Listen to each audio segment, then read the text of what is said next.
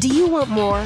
More time, more balance, more love, more sex, more money, more real, and less bullshit? This is the Women Wanting More podcast with Dr. Karen Osborne. Real life, real stories, plus real tips to get you more of what you want.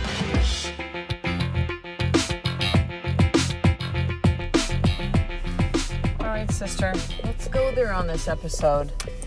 Love thyself. Love thyself. There's no topic in the world that is not discussed more than love, lack of love, wanting love, needing love, feeling loved. Love. Love. And really, it is the only state for us as human beings. It doesn't mean that we don't feel these other things, but it is the state that I'm going to encourage you to be in as much as you possibly can. Love thyself. Love thyself. You cannot possibly love to the depths that is possible if you do not love thyself, yourself, first. And I know you might be listening, sister, and like, well, wait a second, but I love my kids, and I love my husband, and I love my family, and I love my friends, and I get it. But you won't be able to, in other words, you cannot do for others what you can't do for yourself. And there'll be some that'll want to argue this point, right? Whenever I bring up something about, hey, listen, I would not hire a trainer who is not fit. I wouldn't hire, I have a couple different coaches, one that helps me with my swimming.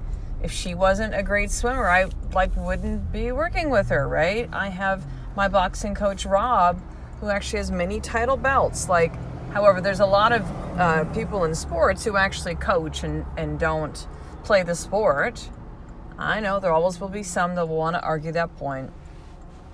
But the reality is it's very difficult to be able to experience something that you have not experienced yourself. Wait, let me rephrase that. It is very difficult to express something, to teach something, to share something that you haven't experienced yourself. In other words, if you don't fully and completely love yourself, love thyself, then you cannot fully, completely love others. That's really it. And you can love, but it's not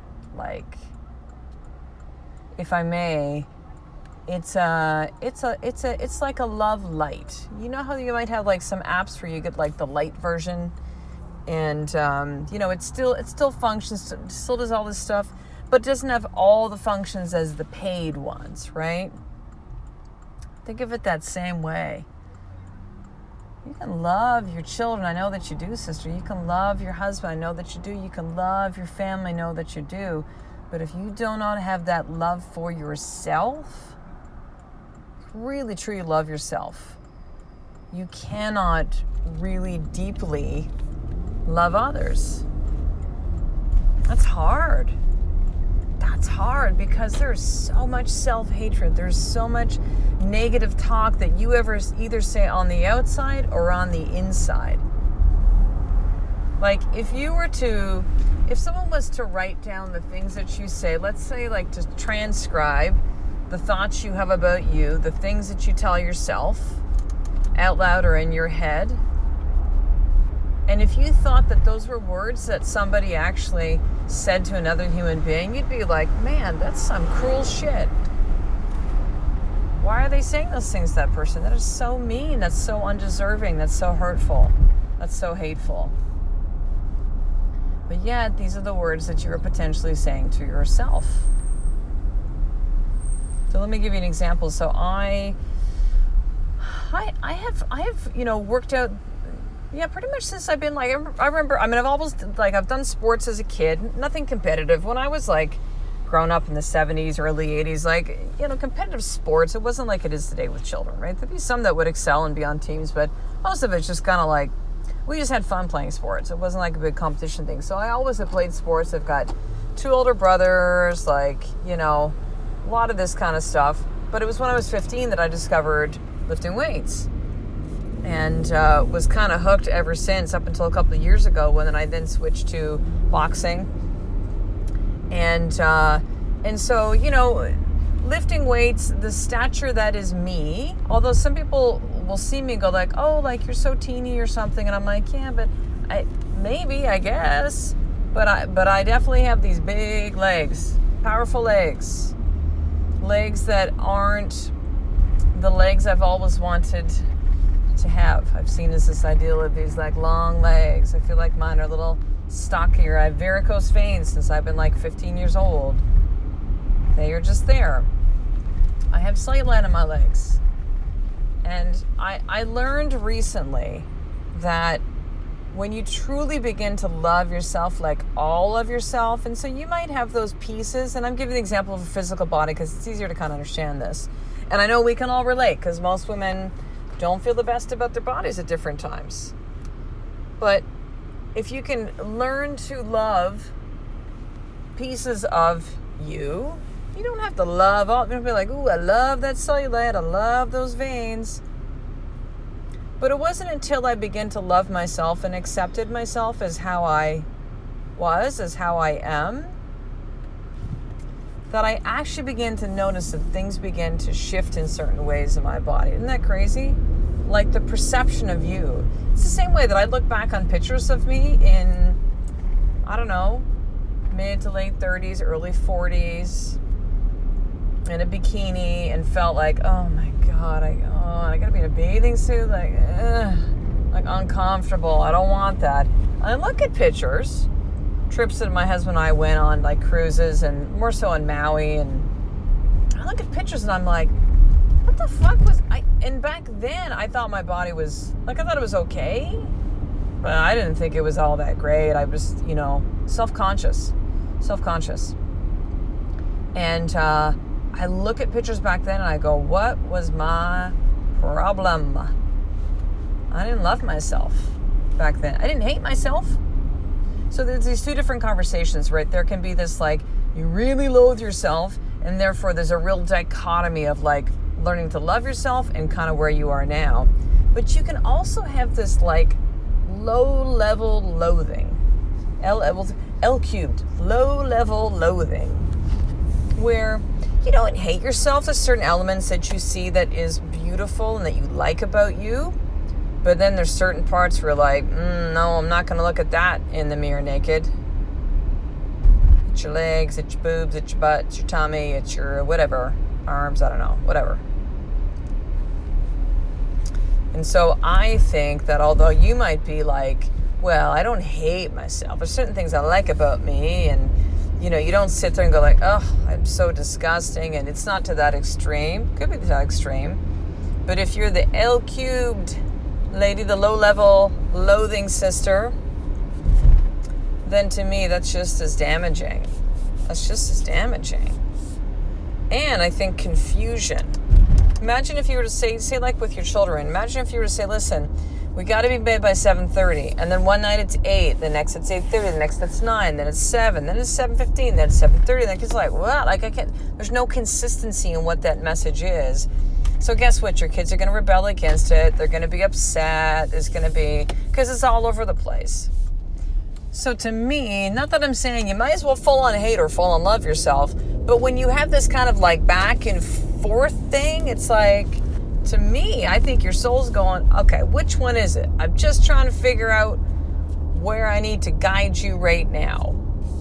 Are we loving ourselves? Are we hating ourselves? This is like a Jekyll and Hyde. Who we showing up as today? Love thyself, sister. When I began to fully love myself, it changed the way that I saw my body. And I really feel that my body began to change. When I began to see myself as beautiful, and I never did.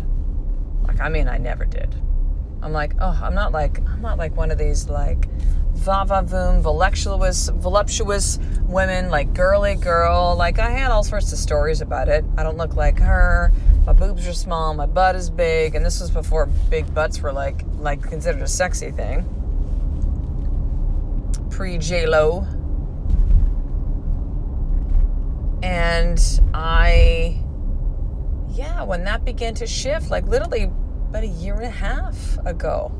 I'm 49. That's a long ass time to not fully love myself.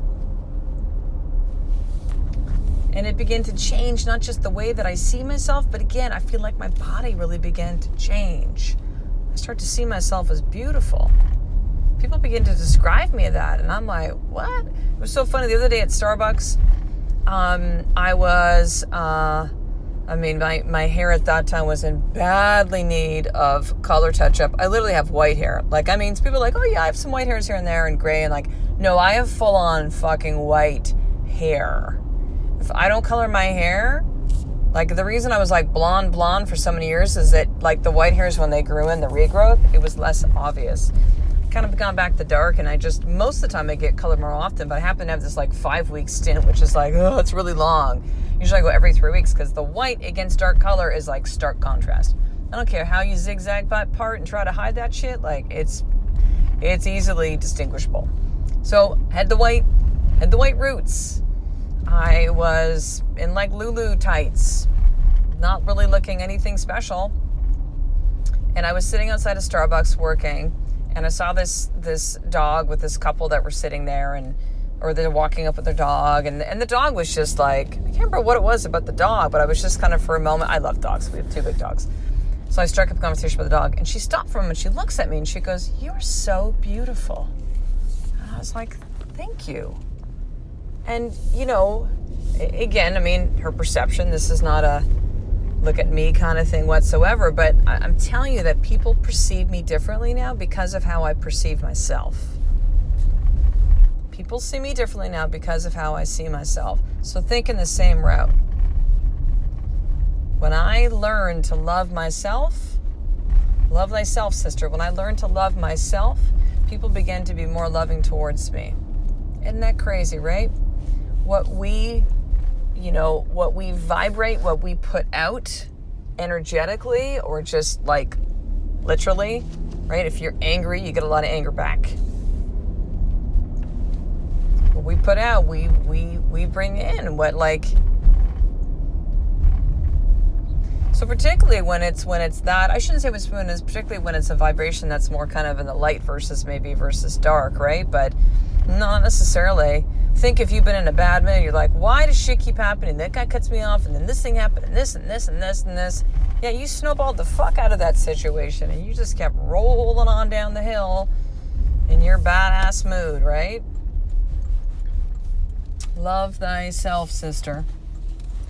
When I speak to women who are single or divorced, and they want to have more love in their life, and it's oh my gosh, sister, you need to learn how to love yourself first. Love yourself first. Because also, too, what comes along when you love thyself is you create boundaries, and you know what's okay and what's not okay with people in your life, with things that people do, actions, the choices that you make. Love thyself. It all comes back to love. So here's your more tip for today. I want you to open up your journal, and at the top of it write, what I love about myself is, and start writing. Now, for some of you, you might be staring at a blank page. You might be at a point where you're just out of it, self-hatred, self-loathing. I don't say this as a judgmental thing, sister. I send you love and compassion. I send you love and compassion. I truly, truly do. But you need to find something. What I love about myself is, and start writing. And then I'll tell you what, if you want, I did a challenge on one of the recent podcast episodes. If you want a challenge with this, I want you to do this for every single day for 7 days. This will be your journal exercise. Every single day for 7 days. What I love about myself is, and start writing. Isn't it crazy that what we start to focus on expands, that what we put our minds and our thoughts to begins to encompass more of that? The same way if we're in negative town, everyone's against me and Victimville and all that kind of shit. Well, what do you think keeps showing up for us? So there you go, sister. Now, finishing up, for you to be able to do this work, not in isolation, is to be around other women who are like you. That's why I created the sisterhood. So it's my gift to you to try this out for free for the first 7 days. All I need to do is to head over to drkarenosborn.com/sisterhood to do so. Make sure, if you're not already subscribed to the podcast, to do that. And I would have you also graciously, lovingly, I request of you to receive, for me to receive, for the podcast to receive, for the message to receive, for other women to receive, but for you to write a review on iTunes.